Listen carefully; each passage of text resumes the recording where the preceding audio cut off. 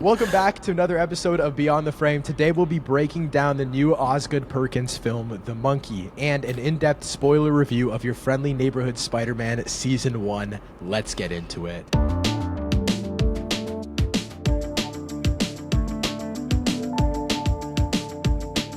For starters, Brantley, let's talk about The Monkey. Let's give our initial spoiler-free reaction, and then I want to dive into all things about the movie, the short story, etc., etc. So what did you think of this film, and what is your history with Osgood Perkins? Dude, I just want to say to Neon, to the Long Legs team, I still appreciate that I got to the premiere with my family. That was an awesome experience. I really appreciate you guys for that. Forever will. Great experience. Good movie too. I still like Long Legs. But this was trash, bro. Like, Damn. Osgood Perkins, bro. He's off the payroll, by the way. Now they got Brantley off the Neon payroll now. No, bro, I won't get to any other screenings ever. But bro, this was not it. Like, I think Long Legs was my first experience with Osgood Perkins. Is that his first film? I don't even know.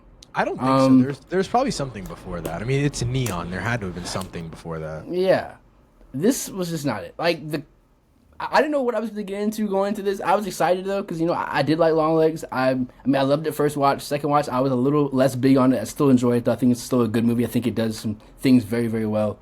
So this one, I was pretty excited. It seemed different. The tone of it, I couldn't really kind of get from the trailer and stuff like that. I couldn't really tell what I was really getting into. But it seemed like it was going to be a fun time.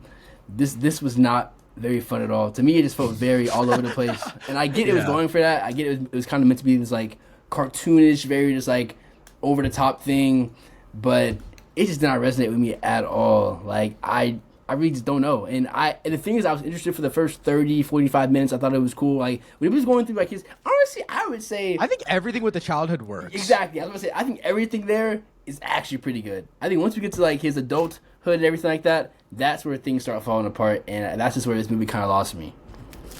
Yeah, I agree. I think a lot of my initial reaction is just based in expectation versus reality. And I won't lie, for how much I didn't even like Long Legs, my expectations were so high for this movie because even in our Long Legs review, I'll say over and over, the potential that Osgood Perkins had with the collaboration with Neon, a story about a toy monkey that randomly kills people, the brutality of what Neon can and will go to the lengths to do, and just the way that this film was marketed as this super gory and very like seriously haunting and kind of demented toy monkey that has no bounds. That is kind of present, but it's all wrapped under this really weird dark comedy layer that I just did not like at all whatsoever. I genuinely think it's just mismarketing, and I don't know if that was on Neon's end. I don't know if that was on Osgood Perkins' end, but I don't know how much else to say spoiler free. I guess I think Theo James was like the highlight of this film. Honestly, the lead is amazing, and I wish we got a little bit more from him, but at the same time, he got that dual role by the end, and it still wasn't even that entertaining because it just goes down the dark comedy path so hard. It doesn't let him do what he does best, you know?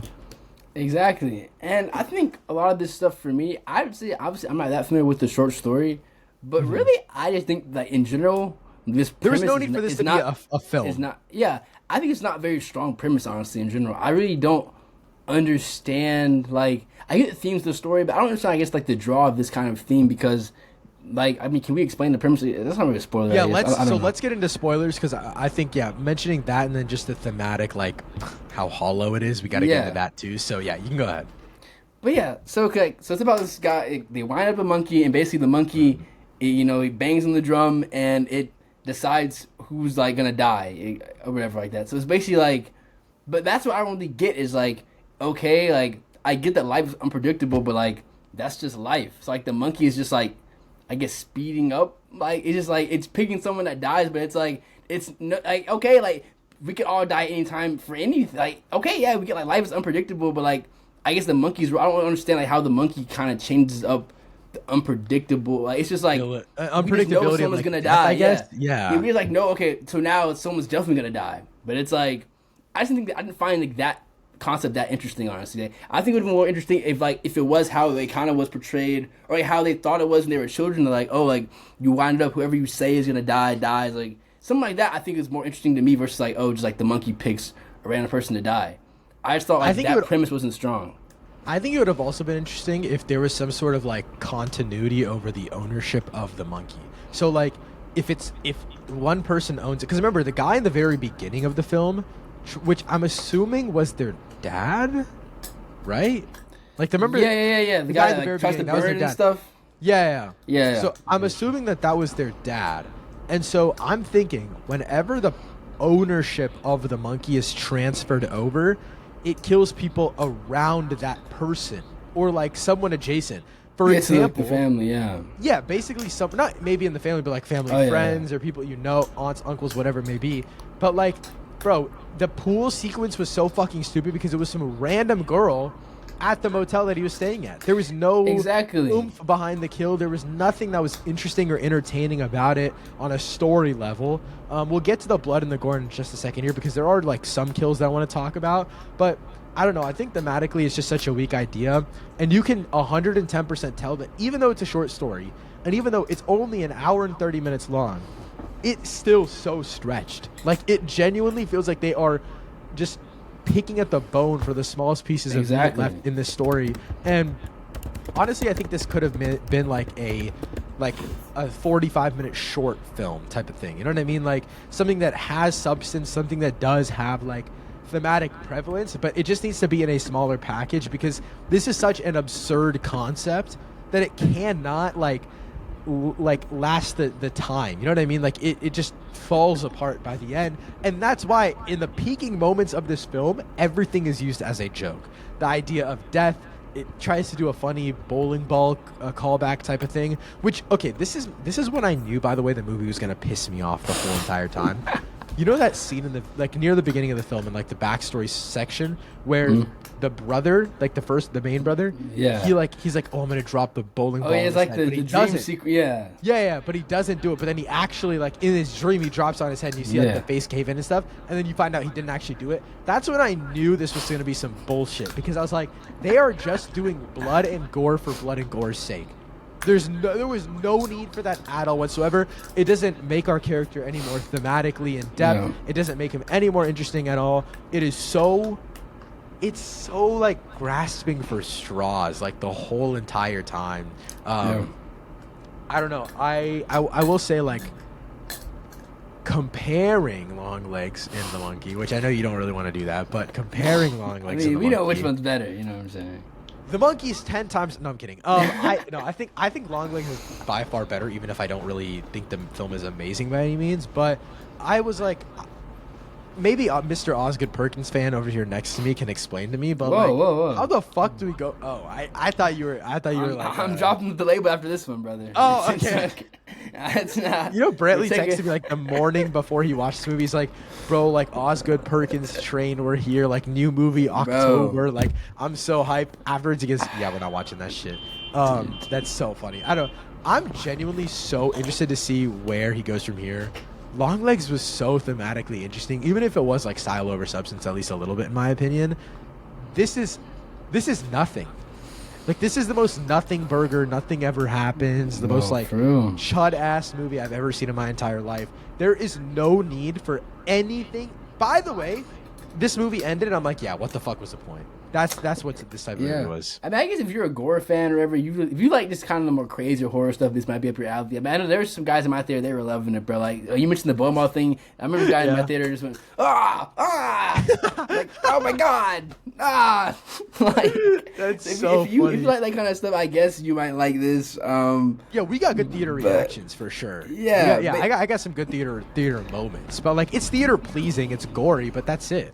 But to me, I was watching. Like, it's like something I would find cool if I was like 12 or 13, bro. Like I'm like okay, like this is just like like I agree. It's gory, like it's kind of like nihilistic. It's kind of like depressing, like like death and life, and like it just feels very like I don't know in a way like the writing doesn't feel very like I guess like mature in a sense. Not saying it has to be. It just didn't feel like I don't know. To me, But honestly, it didn't feel like it's just written by an adult, low key, bro. It has to be mature because it's tackling mature themes and trying to do it in a mature way for the most part. Like the first 30 minutes is an insane look into like when their babysitter dies. I was like, holy shit, this is actually some heavy stuff. Like the kids witnessing their babysitter dying. and going to the funeral, having this conversation with their mom about how life can end so quickly. I was like, wait, are we actually cooking here? And then we get to this like really weird rivalry between the brothers that I don't think works at all whatsoever. Like none of that was believable in my opinion. And then just the evolution of like, dude, that whole thing with the I think it was the aunt or someone, maybe it was someone that had their head on fire. It was the stove one. That scene pissed me off so bad, Dude, but apparently my theater loved it stupid because, like, scene, bro. by the way, it wasn't enough to have her head completely engulfed in flames. She needed to run head first into the real estate sign that goes right through her skull. And even that thing was stupid to me. Like even like the head like, on fire thing is like why like I don't even understand why like she put her face near like right in front of them. I'm like, okay, like yeah, she's gonna catch on fire. Yeah, And there's no like I thought there it is was based no like subverted mystery. it, but yeah, it's like they didn't even try to like go against like oh like maybe something else crazy happens when she put her face against the stove like. But nope, she just kind of sets her face on fire and then runs out the house and yeah, I'm like okay, like it was just very like I just couldn't get into any of it. It's like the most like low budget gore porn I've ever seen in my whole life. Like it's just like we just want to see blood. We just want to see gore.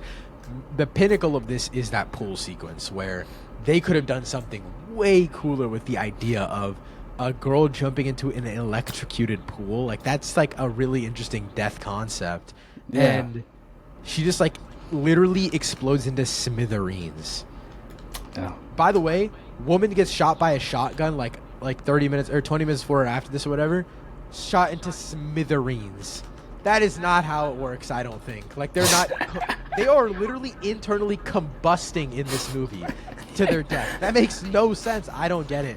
I'm genuinely just like this movie is so frustrating on every single level. I don't. Do you have anything else to add? Like I'm just pissed thinking about this movie again. I saw it a week ago. I think the performances could have been stronger. Like the lead, I thought like, Tatiana Maslany was good. Like the mom, I thought she was good. yeah, I thought she was good. And I guess I don't know the actor's name. What's his name? The guy that plays like the lead, Theo James. Theo James. I think he's okay. Like I don't know. It was something about him I just couldn't get into. Like I'm like I don't know. It's just like I just couldn't get into. I think his I got really really invested in the child actor. The child actor was really good for him.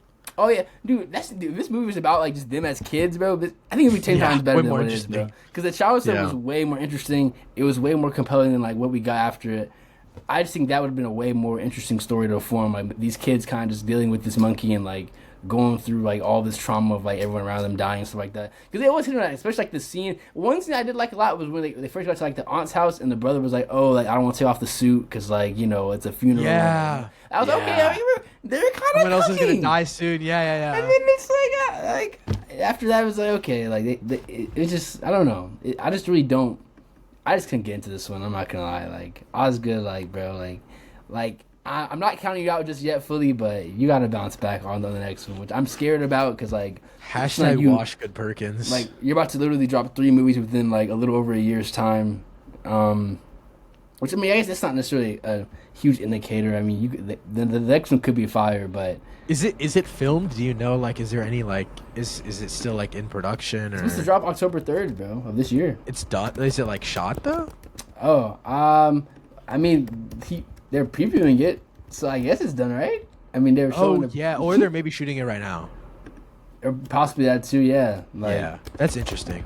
I don't know. I don't really give a shit. Sadly, is it neon? I'm assuming it's neon because it's let me attached to this see. Let me movie. look at it. This is Keeper sets release. Yeah, by Neon and yeah, October 3rd, 2025. Yeah. Okay. I think this one could be interesting now, bro. Like, like hear me out, right? What's the concept again? What's the concept? Malcolm and Liz set out on a romantic anniversary retreat to a remote cabin. When Malcolm unexpectedly leaves for the city, Liz is left alone, only to be comforted by a sinister presence within the cabin. So he's getting a supernatural bag again.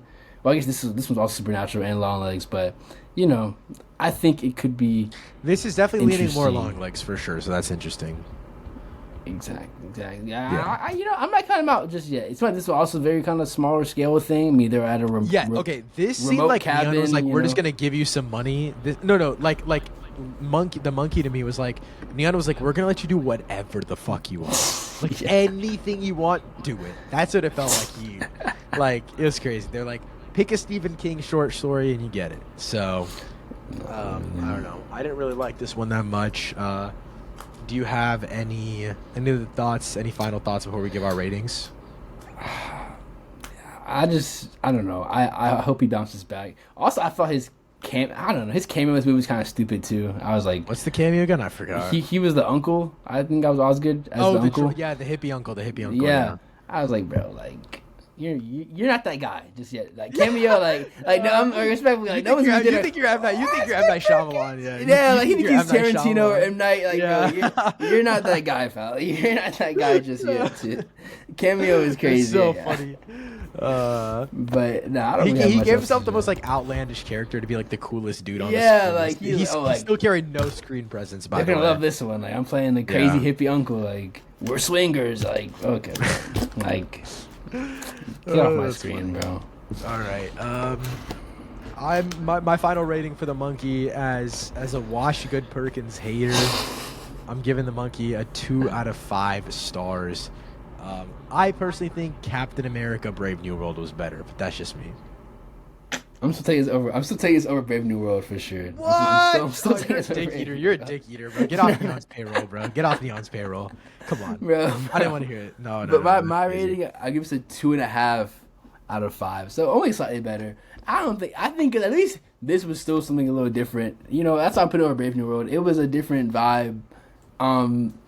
It wasn't good though, nonetheless. I don't know. So far, it's been a rough year for movies so far. Yeah. I was looking at my things so far, what I've logged like for my 2025. Like only really 3 movies I've enjoyed out of 8 so far. I think I'm like, dang, like it's 5 misses for the year. Yeah. It's rough, man. Did you want to, before we get into your friendly neighborhood Spider-Man, did you want to do a quick what we watched recap for the last week? Have you seen a couple things you want to talk about? Yeah. No, for sure. Okay, sweet. I'll start it this week. I saw I'm Still Here, the Best Picture nominee. Dude, That I'm I got a full excited. video up on that, and Best Picture ranking coming soon as well on the channel. I rewatched Past Lives, absolute banger. Same night I watched In the Mood for Love, so wicked Dude, back to back. Bro was but- in a lovey-dovey mood. Yeah, I don't know what was going on that day, but we tapped into both I of guess those. Heartbreak. I haven't seen Past Lives. I heard it's sad though. Yeah, Past Lives is sad as shit. And then, well, it depends which way you view it, low key. So it just, it's, you know, you're on either side of it. You feel heartbroken or like fulfilled, you know. Okay. I felt heartbroken. For I'm sure. excited. I think it's on And Prime then- right now. I'm Yeah, no, watching. I saw it on Prime. I saw it on Okay, Prime. bet. I'm not gonna lie, bro. Prime is probably the best streaming service. I'm not gonna lie to you. They got some. I watched some random shit. I watched a bunch of Indian films on there. Like, they have so many Bollywood movies. I saw Sicario on there. I watched Horrible Bosses 2 on there. I watched The Social Network on there. I watched Tag on there. Dude, they have almost like random ass movies. I love it. I love watching Not for real. them. Of course, they have Challengers. If you haven't seen it yet, go watch it. Not paid by Amazon, but yeah. Oh, okay, yeah. No sponsor. No He did not sponsor. watch that shit this week. I think it's re-released in theaters as this episode is out. It's in theaters again. Wait, it is? Yeah. I was gonna go Bro, watch it, but I was what? like, nah. My Regal's not playing it though. AMC's are playing it for sure, but my Regal's I don't think not mine is playing it. either. And then I also rewatched Captain America: The Winter Soldier. I'm trying to do like a. Oh, by the way, I gave that a 4.5 out of 5. I wanted to like recalculate all of like the Captain America into Avengers, into big scale Avengers films. Like, I'm starting with Yeah. Captain America: Winter Soldier, then I'm gonna watch Age of Ultron, then I'm gonna watch Civil War, then I'm gonna watch Infinity War, Endgame. So I think Captain America is like the best adjacent. Oh, and I want to rewatch Falcon and Winter Soldier. But I think Captain America is the best like Avengers adjacent storyline in the MCU. So I'm for really sure. excited to do that. By I don't think far. Iron Man really competes with that because I think Captain America is also just so grounded with like Shield and Hydra and stuff. So Dude, bro got Winter Soldier and Civil War in his like filmography, bro. okay, Like, that's Civil crazy. War is basically an Avengers movie though. So like that It does is, but his name's on. You know, it's Captain America. That's true, yeah, Civil his War, name's you know on there. what I So mean? yeah. But yeah, what did you watch this week? What are a couple of titles? That's something that you stuck got? out to me a few nights ago on Prime. Yeah, I watched After Hours, dude. Bro, Mm-hmm. this movie was like, it's one I've heard about for a while. Only my second, I think, it's Scorsese film, bro. This is actually fire. It's a totally different vibe than like, I guess what he's like known for. Cause it's not like a mafia kind of story. It's very similar to like Good Time. That's it. Like Good Time. I feel like it took off from here. banger. Cause it's like it's about a guy. He literally just has like a crazy night. It's just like one night, just a bunch of stuff like goes wrong. Things intersect, cross over. Like she just has a very shitty night. And it's just seeing like all that like kind of like unravel. but it's just kind of it's very like fun. Like, it's weird because like I feel like Scorsese has gotten like this reputation for being like this super like serious director and stuff like that. But this is like a very like fun movie, and I kind of like hope like before his career is like done, he kind of gets back in like this type of bag, especially like after watching this, like bro, I need bro to cook with like Chalamet, like on this kind of vibe, bro, like a very just kind of fun, loose movie, and nothing too like serious. I know we have that news with him and like dude, The Rock, bro, and Leonardo DiCaprio. That's gonna be insane, bro. Scorsese and The Rock is gonna be nuts. Peak incoming. Two saviors of cinema coming together. Two saviors of cinema coming together. I thought that was like the parody account headline. When I saw it, I was like, bro. Did you see Damien Chazelle's movie? Bro. Did you see Damien Chazelle's movie is filming this summer? Wait, no. For real? Yeah. Okay. Yeah. Let me find the exact report. But it's gonna star Leonardo DiCaprio. Dude. Okay. Leonardo DiCaprio will star in Motorcycle Stuntman Evil Knievel's biopic directed by Damien Chazelle. Dude, I didn't know they were filming that. Is set to begin in summer. Bro got a flop, was in director jail, and got a movie with Leo, bro. Your favorite could never, bro. The GOAT Chazelle. Your favorite could never. Never, bro. Dude, okay, worst case, though, like, I'll actually kill myself if it comes out that this is a streaming movie, though. Like, bro, do not get this guy on Scorsese shit. Like, on some Scorsese shit. Like, bro, Scorsese and, what's his name?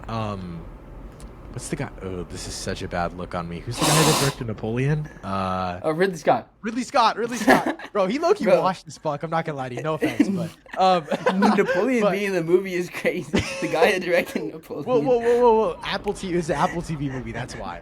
Because Apple TV got Killers of the Flower Moon and Napoleon in like the same year span. So it's like, I hope Damien Chazelle didn't get put into director's jail, and now he's in streaming service jail, bro. Because, bro, you know the directors we like to put up against each other is Greta Gerwig and Damien Chazelle. Greta Gerwig's locked into Netflix, bro.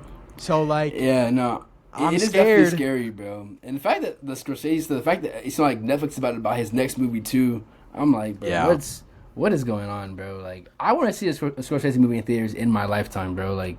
Oh, please, you haven't yet? Nah, I haven't. I still, cause what? I saw Killers in theaters. Yeah, I saw it. I missed out. It was very limited though. It was like in Orlando. It was only for like a week or two. So that's like crazy, we barely got bro. It was that's insane. So insane. But yeah, After Hours, bro. Banger. Let me see what else was on here, bro. Oh, rewatched Anora. What was that? 2 nights ago, dude. Great. I actually liked it more on rewatch this time. You upped your score, right? I couldn't tell. You went from an 8 to a 9. Okay. Yeah. I was like, bro. I think it's like knowing what happens made it almost like more enjoyable in a way. More fun. Like now, it's just like Good Time, bro. It's just like Good Time, and I'm assuming After Hours as well. Like, dude, it moves so briskly. In my Best Picture ranked video, I'm currently editing it, but like, I literally mentioned Good Time like 4 times. I had to start cutting it from the video because I was like, I keep just talking about Good Time now. It's brilliant stuff, yeah. No, Honora, I'm like, dude, Mikey Madison, bro, she needs the Oscar, bro. Hopefully she gets it. I saw today. Do you see she was like still campaigning with Io, dude? They did like Io was like a Honora screening for like SAG. Yeah, that's so fire, bro. That's crazy. That's so cool. Dude, yeah, but I think that was probably the two that stuck out even the most for like that I watched recently. Recently. Yeah, that's probably my two favorites. Gotcha. All right, well, final little segment we'll have here. We're going to talk all things spoilers for your Friendly Neighborhood Spider-Man Season 1. The series just ended. Season 2 comes out probably within the next calendar year or two, I'd assume. Within the next 2 years. Yeah, dude, I was thinking probably because isn't Season 2 already done for the most part? It's like halfway done, they said. They said it's like halfway done. But I'm thinking they might like push it just a little bit to start working on Season 3. So that they can consistently drop seasons, you know what I mean? I think that would be the most interesting thing. But before we get into it, I did want to say the full review is up on the channel right now. The full review definitely focuses on like smaller story points. It is spoilers, but it's more so me talking about things in the future and like comparing it to MCU Spider-Man, Spectacular Spider-Man, all that kind of stuff. So it's a little less focused on story, which I feel like is the main thing we're going to be talking about here. So let's get into it. Bradley, I kind of just want to go like point by point. I think we can start by reviewing the last 2 episodes, just because I thought they were really great, but you thought differently. So I think we can have an interesting discussion here. I want to start off with the fact that episode 9 is basically just one big like fight sequence against the Scorpion, and I really, really enjoyed it. I thought that was really, really cool. I liked that they brought Scorpion back because he's interesting enough of a villain and has a connection to like the gang side of the story. I thought it worked. I don't know. In the moment, I wasn't a big fan. The more that we've talked about it and like I've thought about it, I'm like, I do see why they went that route. But I don't know. I guess I was so stuck because every week we had mentioned like, oh, like it's gonna end with like Lonnie, you know, and Tombstone, and like that's gonna be the thing. But I guess they're kind of probably slow burning that kind of concept or that plot. I think with that being the case, I'm not as sour on it as I was when I was like watching it in the moment. At first, I was like, like I don't know how I feel about this ending. Like this is kind of it's kind of whack. But I see why they went that route, especially after, you know, Scorpion stabbing Spider-Man. He did need to kind of, you know, get back and everything. So, I mean... When he locks in, he's hitting the side. I was like, holy fuck, this is so tough. I will say, though, one thing... I don't know how I feel about this voice actor, bro. He's not bad. And obviously, you know, like, Josh Keaton is, like, the GOAT. But, like, I would say, like, that moment when he was about to kill Scorpion, I thought his voice had a bit more, you know, oomph to it. He was like... some more aura, bro. Like, I was ready. I was like, bro, he's about to, like, sound, like, demonic. And bro was just, like, kind of sounded slightly more, like, angry than what he normally... I'm like... I don't know. But, yeah, I think overall, like, I'm excited for the future. Like, I guess we going to get into episode 10, too. I think there's a lot in there that's like... So, episode 10 is one of the craziest episodes of, like, Spider-Man things I've ever... Like, it somehow elevates from, like, 0 to 100 in the span of, like, 5 minutes. Like, we're just chilling in Oscorp.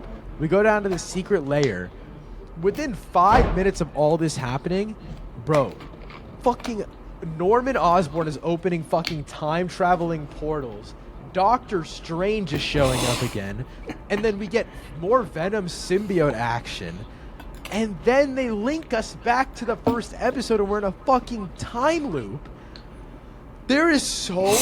Okay, I have a list of things we need to talk about, by the way. Okay, so... No, it was actually so much they packed in like 30 minutes. Like, what the hell? So, okay, first of all, what did you think of the episode as a finale, I guess?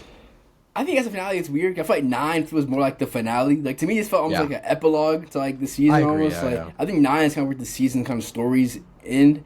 But I'd say, like, as a finale, it's like, But, yeah, I mean, as an episode, I guess it's on its own. I don't think it's terrible. It definitely just, I mean, it's a lot of just, like, setting up, like, the seeds for, like, future seasons and stuff like that. Which isn't terrible, but it's, like, I kind of wish maybe they could have written this in a bit better to where it was, like, kind of more throughout the season where it's, like, just, like, shoving everything into one episode of like, oh, this is what's gonna happen next season. Boom, boom, boom, boom, boom. Like, I thought that was a little weird, but overall, I don't think it's a bad episode. I mean, I think it's pretty decent.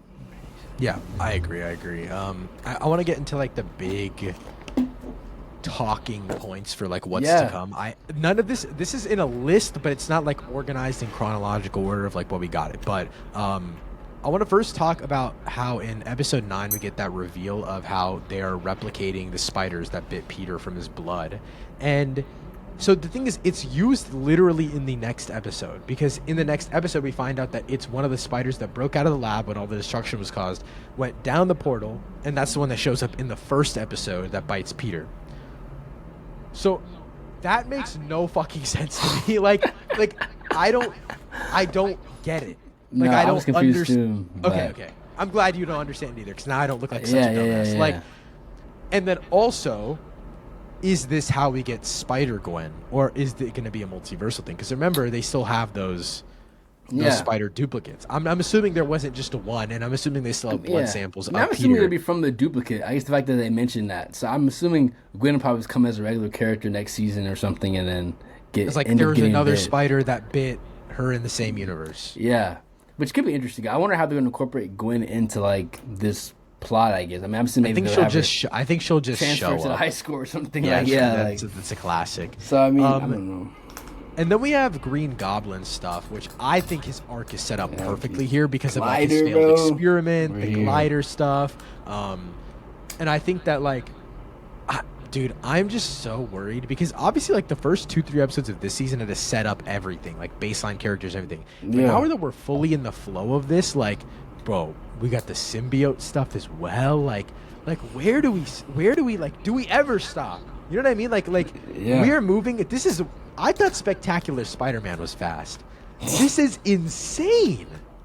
Yeah, it is. But the fact that it's crazy because like they're throwing a lot at us, and the fact that we still haven't even touched like a good chunk of Spider-Man's like Rose Gallery still hasn't even Bro, been. we still have Doc Ock sitting in jail. Like Yeah. I'm so like.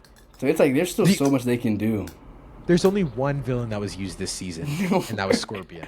But it feels like there was like 10 villains this season. Yeah. You know what I mean? Like, because they set it up. Obviously, it's so funny that this is like a setup season, even though it's a first season. Even though it's feels like certain stuff did pay off with like smaller character moments. For sure. I guess the next thing. Oh, before we move on, sorry, symbiote stuff. Harry, we're saying Harry. That's what we're putting our bets on, right? Yeah, I think so. I mean, I think the editing kind of showed that a little Yeah. bit. I think like because it shows the symbiote, then it cuts to Harry right after. I think like, which is I've been wanting that for so long, but I just think Harry is. I think it's such like, a cool. such I a think cool it's such an idea. interesting concept. Yeah. So wasn't he? I hope Wasn't he they the? get it.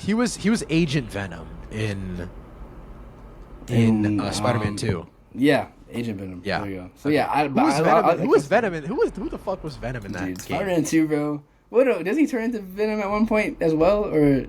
Yeah, he does. Yeah. He does. Okay, Dude, okay. that Dude, game, bro. hashtag watch to watch, Bro, bro. think about that game actually just pissed me off, bro. Because like, yo, like, Dude, bro, it's I'm so sorry, fun. dude. I turned on the PS5 last night and tried to play Spider-Man 2, and I was like, "Fuck this shit! I'm Bro. gonna play 2K because When you mentioned it is that- so disappointing." I forgot even. I didn't know what you were talking about for a minute. I forgot the game even existed, bro. I'm like, what are you talking about? I'm like, Agent Venom and, but dude, like they fumbled so bro. I'm sorry, Insomniac, bro. No DLC. no DLC, Zero DLC, bro. Zero. You know, okay, wait. Streets are saying it's because they're like their servers got leaked and everything, so they're like, Yeah. "Fuck this game. We're just moving on to Wolverine." That's still crazy as fuck. That's bullshit. That's bullshit, bro. I'm not gonna lie, Insomniac, you're on watch to watch. Like you're so washed, bro. yeah. You're so I mean, fucking washed. Wolverine. I'm gonna be there, but you know. Insomniac, but right now I'm they're gonna be there for watching, Spider-Man 3 if we ever get that shit. But like, dude. and Miles was a fucking scam, by the way. Let's have a dialogue now. Now that we're, dude. I think Miles was. It was what, $30? That's not. I think you get Bitch, pretty. it was like 50. Wait, was Miles full price? Because I Dude, bought Miles, it. Early. Miles was Oh, literally like man. $10 cheaper than the regular game. Oh, you're. I bro. think it was like $50. Yeah, because it launched with the PS5. Remember?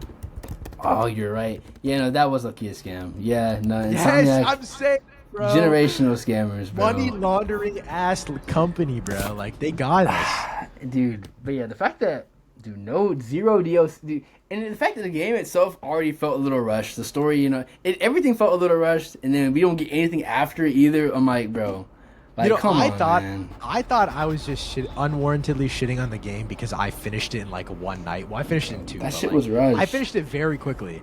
Brentley was still playing through it, and I was like talking to him throughout it when he was like, I was like checking in at different story points and stuff. And Brentley finished it, and he's like, "Holy fuck, bro, that shit was low key. Like that shit was so rushed. Like he was giving me all these complaints, and I was like, oh, I can't believe you felt that because I felt that, and I played that shit in 2 nights. And I was like, Yeah. oh, this is so rushed, but also I'm like cramming it in. You know what I mean? I'm playing Exactly. minimal hours, bro. I have no desire to even open that game anymore. No, and for I real. paid like $90 for that. Hoe. Yeah, I Like, pre-ordered it crazy. too. I was like, bro. Dude.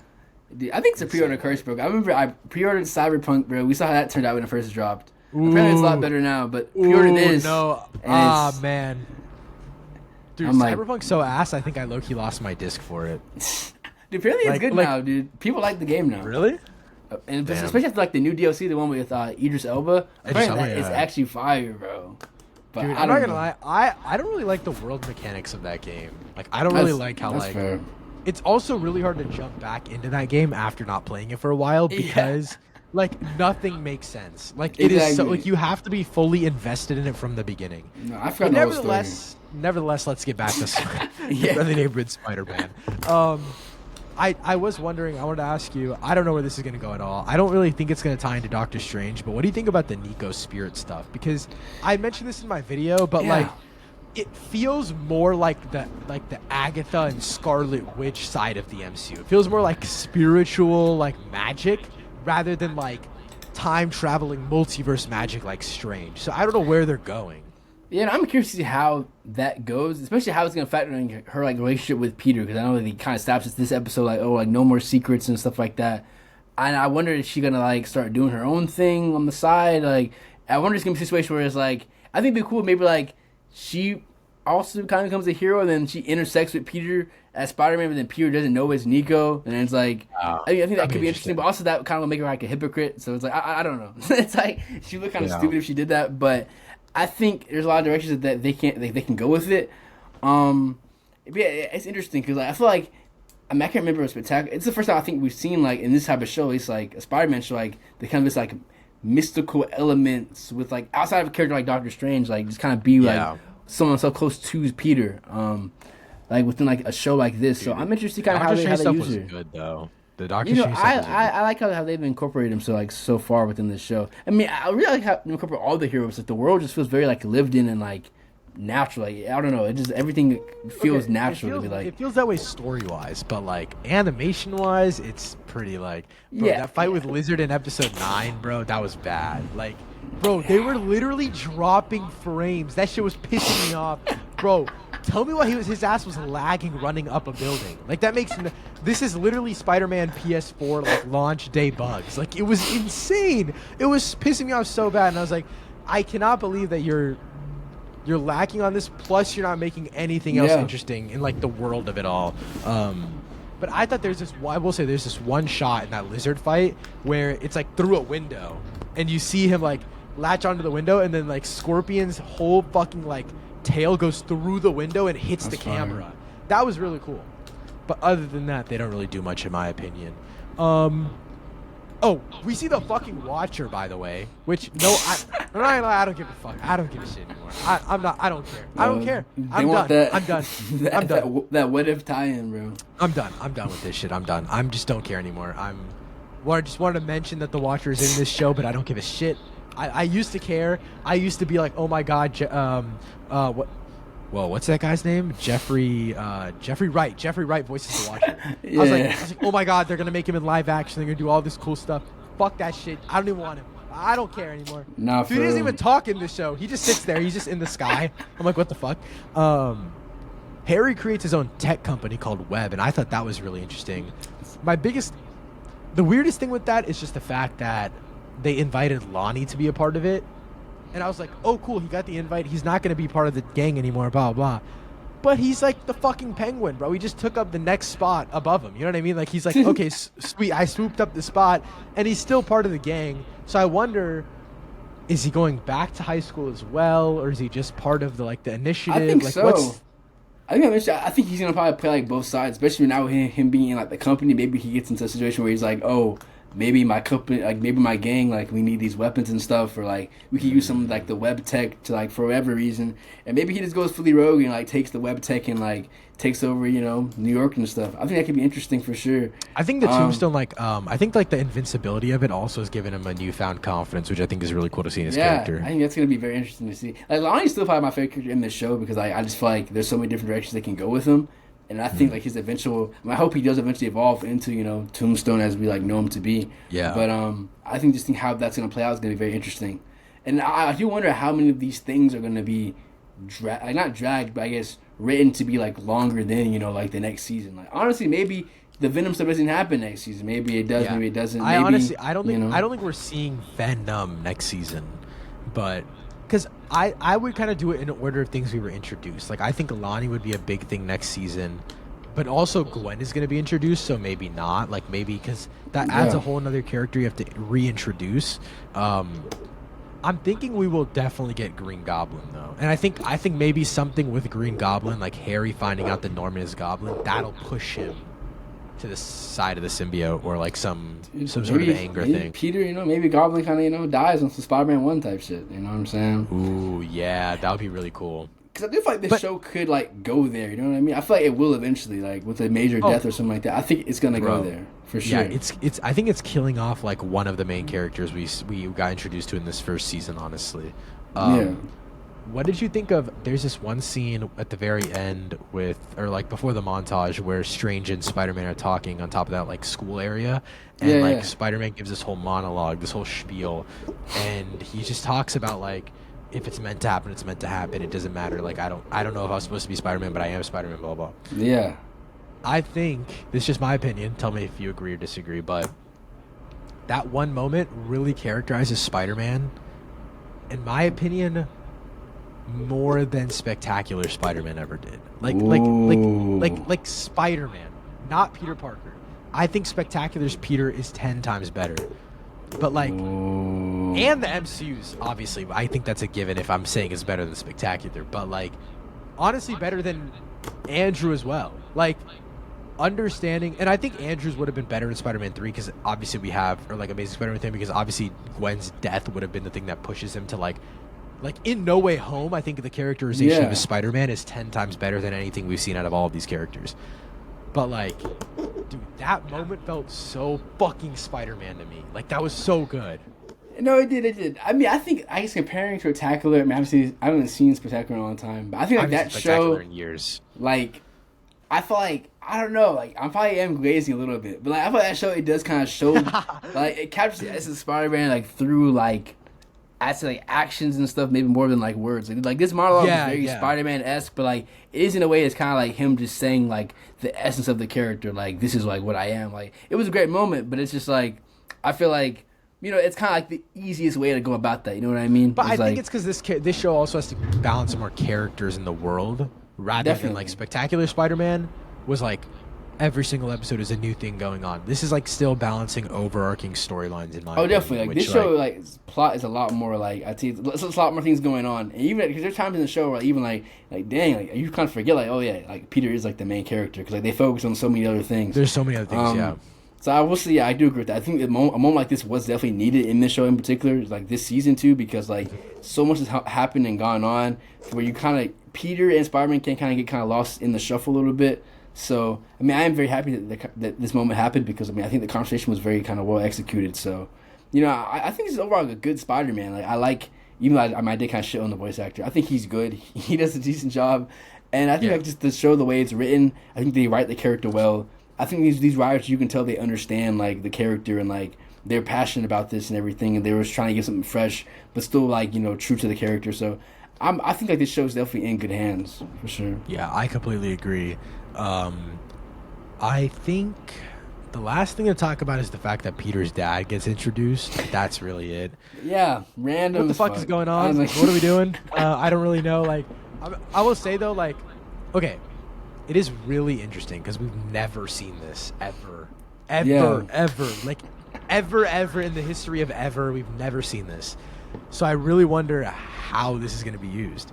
Is this going to be a Peter's dad turns into a villainous type of character? Is it a motivation type of thing? Does he know he's Spider-Man? What is going on? You know what I mean? Like, what is happening? Yeah. So that felt like the most shoehorned in thing. I'm not gonna lie to you. Yeah, that felt like, what the fuck are we doing? You know? I was like, okay, like, I wonder where this is gonna go because I was thinking, like, this is what we're doing now. Okay, cool. I don't mind, but at least as long as I know this is what we're doing, I don't mind. Yeah, no, that whole thing confused me. I didn't know who, like, because they kind of built up to it. I'm like, who is about to be behind the screen? Like, I thought it was gonna be Uncle Ben. Yeah, I was like, bro, is it Uncle Ben? Like, did they like just lie about his death? Has he been in jail the whole time? Like, yeah. But I was thinking, like, oh, maybe Aunt May lied to Peter to, like, not keep him stuck up on it and make him, like, you know what I mean, something. But I feel like I would have changed the origin too much. I'm interested to see what his dad's storyline is all about. But yeah, that pretty much wraps up all my thoughts. Apparently, you have anything you want to say before we give our final scores? That's about it. I'd say so far though, this season definitely kind of surpassed my expectations. Honestly, I didn't expect the show to be as good as it is. Like, they actually are cooking, and I'm actually really excited. Like, especially with the current state of, like, it's my feelings towards, like, current Disney and Marvel. Like, have something like this, it feels very, like, I don't know, weird. But yeah, I really enjoy this. Bro, Daredevil Born Again, T-minus like 2 weeks or something. I'm so nervous for that show, bro. Like, I'm excited and nervous at the same time. Like, 2 more weeks or something like that. I think maybe 1 more week.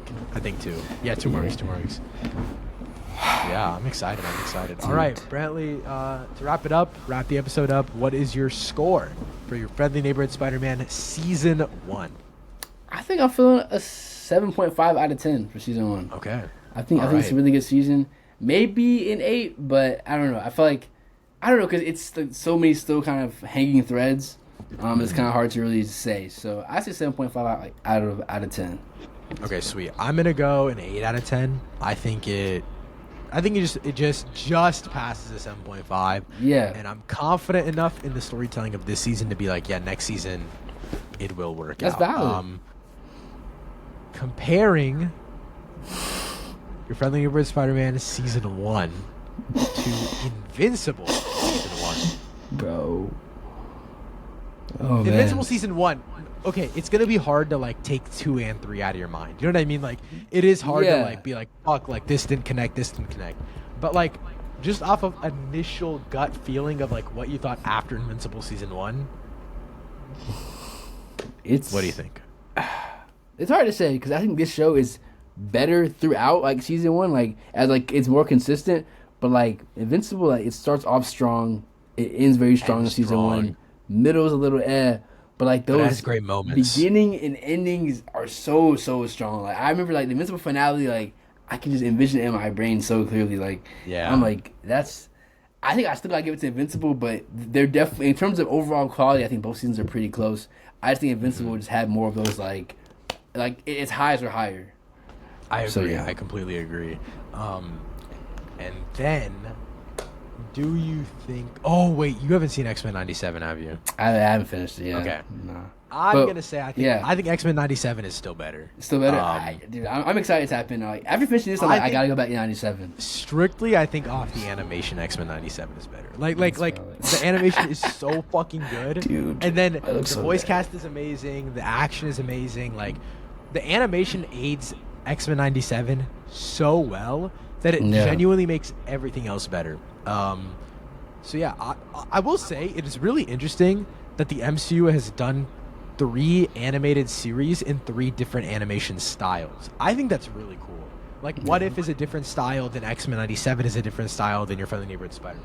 I'm No, not saying Your facts. Friendly Neighborhood Spider-Man is a good style. I think it would have benefited from being the X-Men '97 Oh, X-Men for '97 sure. style. I mean, X-Men 7 But- style is so crisp. Yeah, that shit's brilliant, but I don't think it's the worst thing in the world anymore. After watching the whole season, I'm like, Let's you know go. what? I'm like, I can get behind this a little bit. You know, I think I've also just accepted that we're a season deep and they're not changing that shit. Yeah. So that's also part of the copium.